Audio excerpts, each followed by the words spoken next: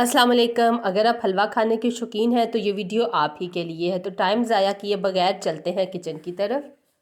सबसे पहले हम 1 प्याली सूजी लेंगे, इसे बाउल में डाल लेंगे और फिर हम इसमें डाल देंगे 1 कप दूध और इसे 1 घंटे के लिए भिगो के रख देंगे।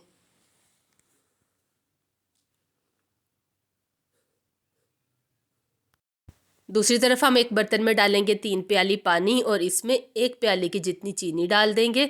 साथ ही हम इसमें डालेंगे 2 से 3 सब्ज़ इलायची और इसमें थोड़ा सा ऑरेंज फूड कलर भी ऐड कर देंगे। डाल के इसका हम एक शीरा तैयार कर लेंगे। तो शीरा यहाँ पे हमारा तैयार हो गया है, इसे हम साइड पे रखते हैं और नेक्स्ट स्टेप अपना देख लेते हैं।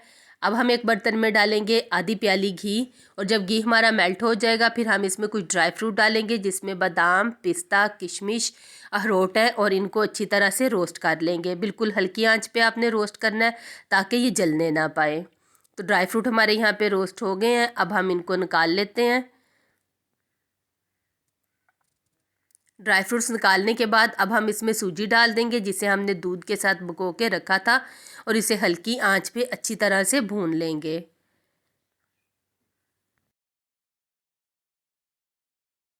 ये हलवा इतना मज़े का बनता है, यकीन करें आप जिसे एक बार बना के खिलाएंगी ना वो बार बार आपसे फरमाइश करेगा।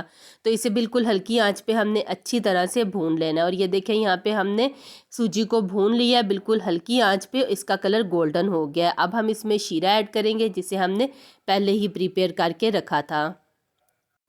तो हाफ़ शीरा मैं अभी डाल रही हूँ और इसे एक दफ़ा अच्छी तरह से मिक्स करेंगे। अच्छा, डालते वक्त आपने एक बात की एहतियात करनी है कि आंच आपने बिल्कुल लो रखनी है क्योंकि शीरा भी गर्म है और सूजी भी। जब आप तेज़ आंच पे डालेंगी तो वो फ़ौरन उछल के आपके चेहरे पे पड़ेगा, इससे चेहरा जलने का भी खदशा होता है।